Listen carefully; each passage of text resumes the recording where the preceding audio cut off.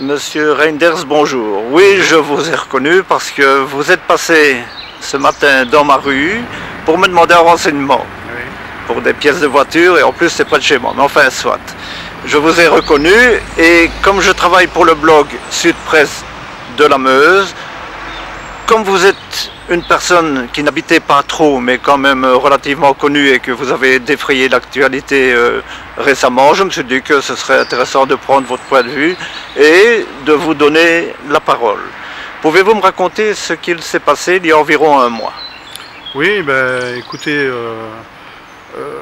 j'ai été contacté par un journaliste de la Meuse, Oui.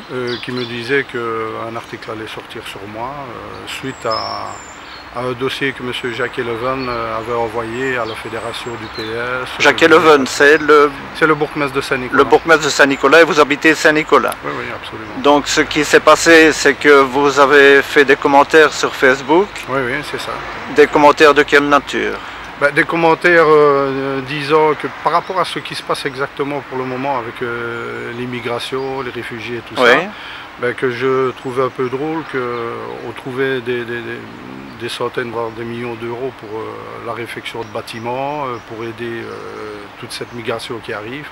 Alors que chez nous, ben, on a besoin d'argent, que ce soit pour les pensionnés, que ce soit pour les CPAS. Vous êtes quand même proche des besoins de la population, puisque vous êtes, je crois, conseiller, je suis conseiller au CPAS. Oui. À Saint-Nicolas, oui. D'accord, continuez s'il vous plaît. Oui, bien sûr, et justement, étant conseiller au CPAS, déjà on voit quand même un peu la misère qu'il y a dans nos propres communes et tout ça. Et voilà, je trouve drôle que ben voilà, on ne trouve pas des millions et à la limite quand on va chercher de l'argent c'est dans la poche du petit contribuable. Et une fois qu'il y a une histoire comme ça avec les migrants qui arrivent, ben là il n'y a pas de problème, on trouve l'argent, on trouve des millions, des millions, des millions et je trouve ça absolument pas normal. Donc c'est surtout une crainte, si je comprends bien, et une déception par rapport au fait qu'on pourrait faire plus pour les résidents belges actuels, on va dire. Bien sûr, absolument, absolument. Si on parvient à trouver comme ça du jour au lendemain des millions pour faire certaines choses, comment cela se fait-il qu'on ne parvient pas à les trouver pour notre propre population?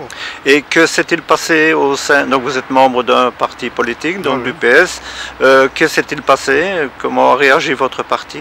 Ben, étant donné qu'au PS c'est la pensée unique et que moi ben non, je suis pas d'accord, j'ai ma pensée aussi, je crois que j'ai le droit de la dire, mais ça ne plaît pas au parti, donc voilà, ils m'ont exclu du parti, et la FGTB aussi également, forcément, puisqu'ils sont tous les deux ensemble. Mais voilà, moi j'ai mes pensées, j'ai le droit de penser, et comme on dit, je crois qu'on vit dans une démocratie, enfin, normalement. Donc je dis ce que je pense, je n'ai pas à dire ce que le PS seulement pense. Donc maintenant vous êtes toujours conseiller CPAS, Oui, toujours pour le moment. Vous n'êtes plus membre du PS. Et ni membre du PS et exclu de la FGTB également. Et qu'allez-vous faire? Ben, ce que je vais faire, je suis en contact avec certaines personnes et je vais certainement essayer de créer un parti, mais un vrai parti de gauche qui est pour le citoyen. Eh bien voilà, je vous remercie de vous être arrêté et de m'avoir donné votre avis. Merci beaucoup. Ben, merci à vous de m'avoir donné la parole également, merci. Ah, mais je crois que chacun a le droit d'avoir la parole. On n'est pas forcé de partager tout ce que vous dites, mais vous donner la parole, ça je crois que c'est très important. Merci beaucoup. Merci, monsieur Reinders.